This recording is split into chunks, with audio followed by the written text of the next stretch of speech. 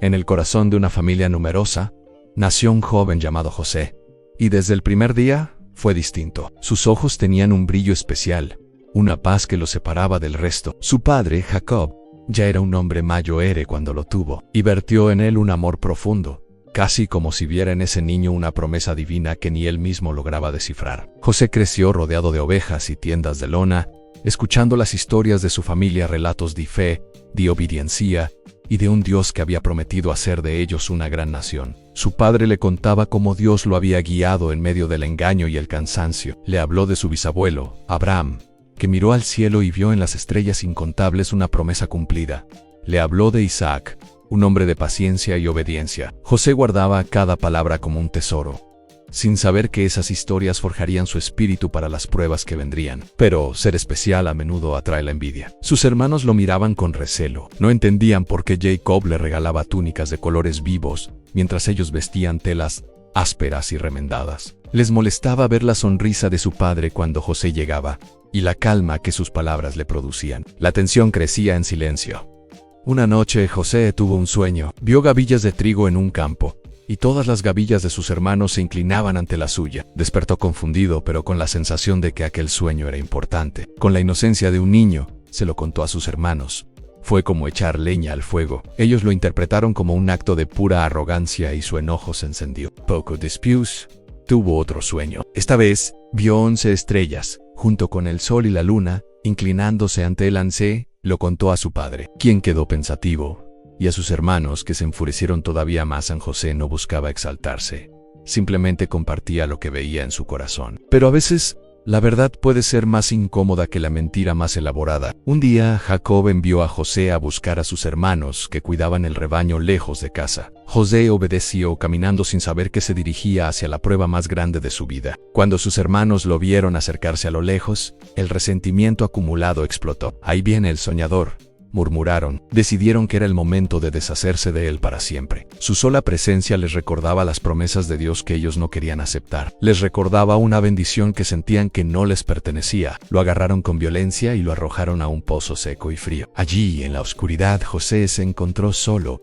No gritó, no maldijo. En su interior, un pensamiento firme se apoderó de él. Aunque mi propia familia me rechace, sé que Dios no me abandonará. Esa fe se convirtió en su única ancla. Mientras escuchaba a sus hermanos debatir qué hacer con él, en poco después, lo sacaron del pozo solo para venderlo como esclavo a unos mercaderes que pasaban por allí. Lo vieron partir despojado de todo, convertido en una mercancía sin nombre ni futuro. Los hermanos volvieron a casa con la túnica de José manchada de sangre y una mentira cruel para su padre, quien lloró desconsoladamente creyendo que su hijo amado había muerto. Pero la historia de José apenas comenzaba, porque Dios no se había olvidado de él. Llegó a Egipto, una tierra extraña, y fue vendido a Potifar, el capitán de la guardia del faraón. Allí, José empezó desde cero. No conocía el idioma ni las costumbres, pero hizo cada tarea con una dedicación asombrosa, como si cada acto fuera una ofrenda a Dios.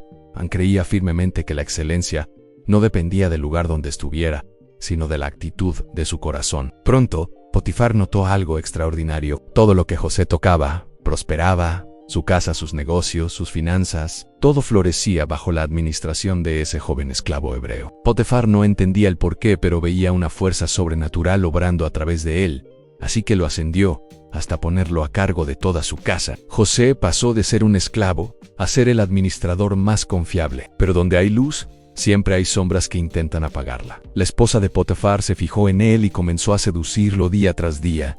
José la rechazaba firmemente. No era solo una lucha externa contra la tentación, sino una batalla interna por mantener su integridad y su fidelidad a Dios y a su amo. Un día, desesperada, ella lo agarró de su manto para forzarlo. José prefirió perder su ropa y su reputación antes que perder su alma. Huyó, sabiendo que esa decisión le costaría caro. Herida en su orgullo, ella lo acusó falsamente de haber intentado abusar de ella. Potifar, cegado por la ira y la humillación, lo mandó a la prisión del rey. De nuevo José estaba en el fondo, como en aquel pozo, pero esta vez no era por la traición de sus hermanos, sino por una terrible injusticia. En esa celda oscura, sus manos estaban encadenadas, pero su fe permanecía libre. Y entonces, lo increíble volvió a suceder. Incluso en la cárcel, Su carácter brilló. Los presos lo respetaban, y el jefe de la prisión, viendo su integridad, lo puso a cargo de los demás prisioneros. En un lugar de desesperanza, José trajo orden y paz. Un día, 2 nuevos prisioneros llegaron, el copero y el panadero personal del faraón. Ambos tuvieron sueños que los dejaron profundamente perturbados. Cuando nadie pudo darles una respuesta, se acercaron a José. En él no se atribuyó ningún poder especial. Les dijo: las interpretaciones pertenecen a Dios, cuéntenme sus sueños. Y así, con una claridad que no venía de él, interpretó ambos sueños.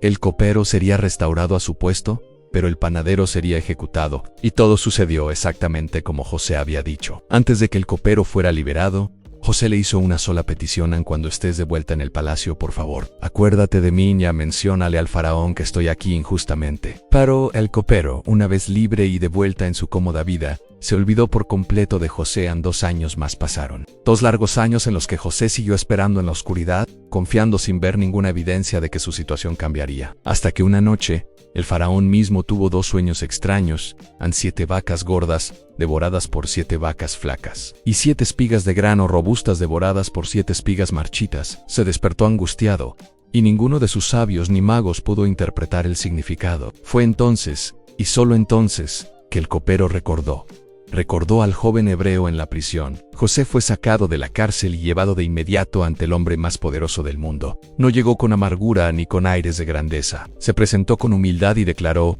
no está en mí dar la respuesta. Es Dios quien le dará al faraón una respuesta de paz. El faraón, impresionado por su seguridad, le contó sus sueños. José escuchó y, guiado por Dios, reveló el significado en Egipto.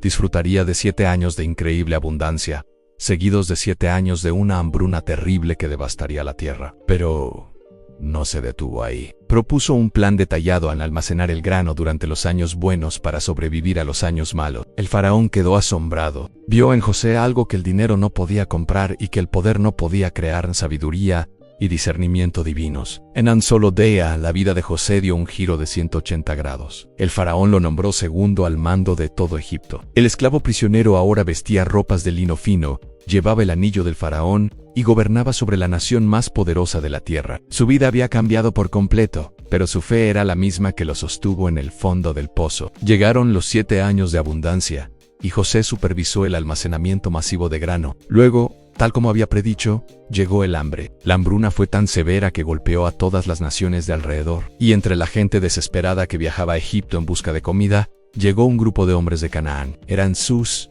hermanos. Llegaron y se inclinaron ante él, sin tener la menor idea de que el poderoso gobernador egipcio era aquel hermano que habían vendido como esclavo hacía más de 20 años. José los reconoció al instante. Su corazón se partió en 2. No vio a sus enemigos, vio a su familia, la misma sangre, aunque lo hubieran arrancado de su propia vida. No reveló su identidad de inmediato. Los probó, no por venganza, sino para ver si sus corazones habían cambiado. Quería ver arrepentimiento genuino, no solo la conveniencia del hambre. Fue duro con ellos, los acusó de ser espías y los sometió a una angustia similar a la que él había sufrido. Vio su remordimiento, escuchó cómo se culpaban unos a otros por lo que le habían hecho a su hermano pequeño tantos años atrás. Finalmente, después de ver su transformación, José no pudo contenerse más. Ordenó que todos salieran de la habitación. Se quedó a solas con sus hermanos y rompió a llorar. Un llanto profundo, liberador, un llanto que sanaba décadas de dolor.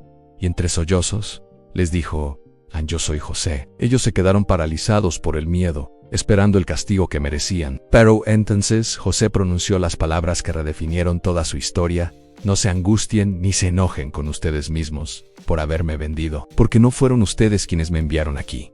Fue Dios, para preservar la vida. En ese instante todo el dolor, la traición y la injusticia cobraron un nuevo sentido. José perdonó, restauró, abrazó a los mismos hermanos que lo habían arrojado a un pozo, y los alimentó, salvando a la misma familia que lo había dado por muerto. Esta es la clase de historia que solo Dios puede escribir en el corazón de una persona dispuesta a confiar en Él, incluso en la más profunda oscuridad. Gracias por acompañarnos en este viaje. Si esta historia te ha inspirado, no olvides darle like y suscribirte para más contenido que alimenta el alma. Hasta la próxima. Después de aquel día en que se reveló la fragilidad humana y la grandeza del amor de Dios, el pueblo quedó impactado. Hubo quienes lloraron, quienes se acercaron buscando respuestas, y quienes en silencio guardaron preguntas muy profundas. La noche llegó, y en medio de esa oscuridad, parecía que algo sagrado envolvía el campamento.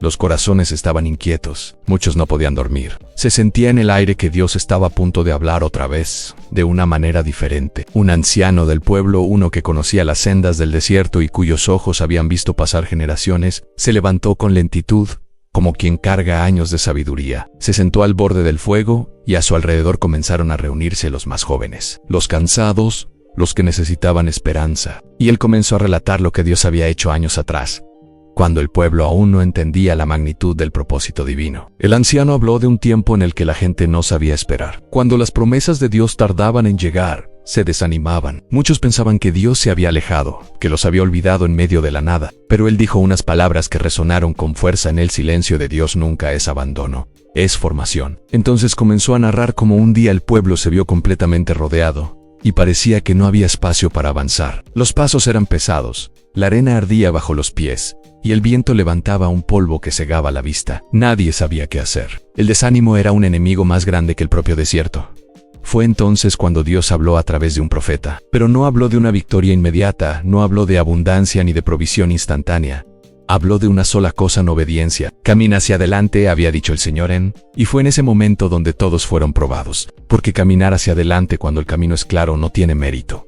Caminar cuando se ve la salida no requiere fe, pero caminar cuando delante solo hay desierto, cuando no ves nada más que arena y un sol que quema, eso es obediencia verdadera. A muchos dudaron, algunos incluso retrocedieron pensando que era una locura. Otros simplemente se sentaron a esperar que algo cambiara, que un milagro cayera del cielo. Pero un pequeño grupo, solo un puñado de personas, decidió caminar. Obedecer sin entender. Ese grupo fue el que vio milagro. Y lo curioso es que no fue el suelo el que cambió, no fue el desierto el que se abrió de repente, ni el cansancio el que desapareció. Fue el corazón de ellos el que fue transformado. Dios no quitó el calor del sol, pero les enseñó a tener paz en medio de él. Y no detuvo la arena, pero les dio una visión más alta que la tormenta. Aprendieron a ver más allá de las circunstancias. Ese día, el anciano dijo unas palabras que marcaron a todos los que escuchaban.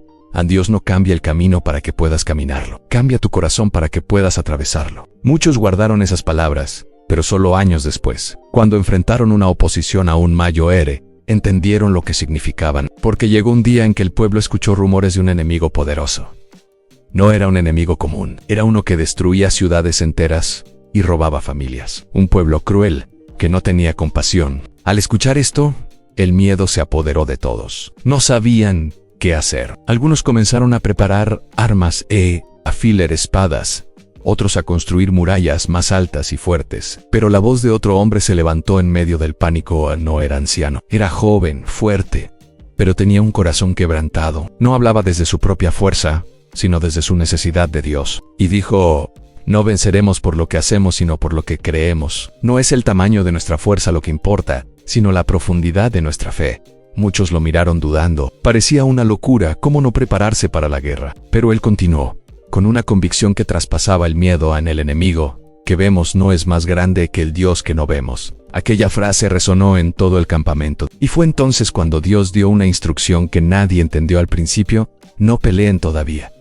Adoren. Eso fue confuso para la mayoría. ¿Cómo adorar cuando estás amenazado de muerte? ¿Cómo cantar cuando el miedo te aprieta el pecho? ¿Cómo levantar las manos cuando tu instinto te dice que huyas o que te prepares para luchar? Pero el pueblo obedeció. Dejaron las armas, detuvieron la construcción de murallas y comenzaron a adorar. Y en medio de la adoración, algo empezó a romperse en el mundo espiritual. Donde había temor, empezó a nacer la confianza. Donde había llanto, comenzó a llegar una paz inexplicable. Donde había confusión, comenzó a llegar una dirección clara. Ese día, el pueblo entendió algo poderoso: en la adoración no cambia a Dios porque Él es el mismo siempre. La adoración cambia a quien adora. Transforma tu perspectiva, te alinea con el cielo y te permite ver la batalla desde la posición de victoria de Dios. Pasaron los días y sin levantar una sola espada, sin derramar una gota de sangre y sin gritar una sola palabra de guerra, el enemigo retrocedió. Se fueron no porque el pueblo fuera fuerte, sino porque Dios peleó por ellos. Y desde ese día se estableció una ley espiritual que ha permanecido hasta hoy. Cuando el hombre se detiene, Dios avanza. Cuando el hombre se rinde y deja de confiar en sus propias fuerzas, Dios toma el control. Cuando el hombre confía aún sin ver y sin entender, Dios interviene de maneras milagrosas. Esta historia nos enseña que a veces la mayor batalla no está afuera, sino adentro. Y la mejor arma no es la espada, sino un corazón que adora y confía. Gracias por acompañarnos en esta reflexión. Si este mensaje te ha tocado, compártelo con alguien que necesite escucharlo. Suscríbete para más contenido como este. Nos vemos en el próximo video.